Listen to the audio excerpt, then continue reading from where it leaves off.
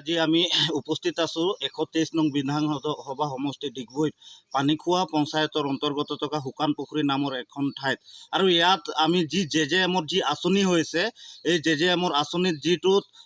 Paver block এখন ৰাস্তা আছে কিন্তু ইয়াত যিজন ঠিকাদাৰ পৱন বৰুৱা নামেৰে কুঁজিপতিৰ যিজন ঠিকাদাৰ তেওঁৰ ইয়াত বৃহৎ এটা কেলেংকাৰী দেখা পাইছোঁ। তেওঁ হয়তো এই পেভাৰ ব্লক ৰাস্তাটোৰ ছাইডত যিটো ছাইড বাম আছে এই ছাইড বামটো নাখান্দি তেওঁ অন্য ঠাইত অলপ ছাইডতো তেওঁ নিব পাৰিলে হয়। আজি ট্ৰেক্টৰ দি খনোৱাৰ বদলি তেওঁ মানুহ লগাই খান্দিব পাৰিলে হয়, কিন্তু তেওঁ এইটো কাম নকৰি তেওঁৰ মানে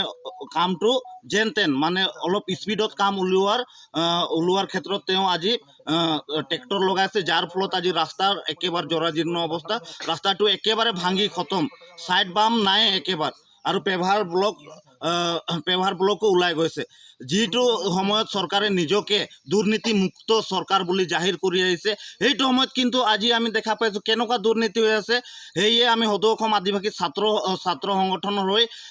চৰকাৰক এটাই আহ্বান জনাওঁ তথা প্ৰশাসনক এটাই আহ্বান জনাওঁ, এনেকুৱা দুৰ্নীতি কৰা ঠিকাদাৰক অতি শীঘ্ৰে আইনী ব্যৱস্থা কৰিব লাগিব, অন্যথা কিন্তু আমি প্ৰতিবাদী কাৰ্যসূচী ল'বলৈ বাধ্য হ'ম।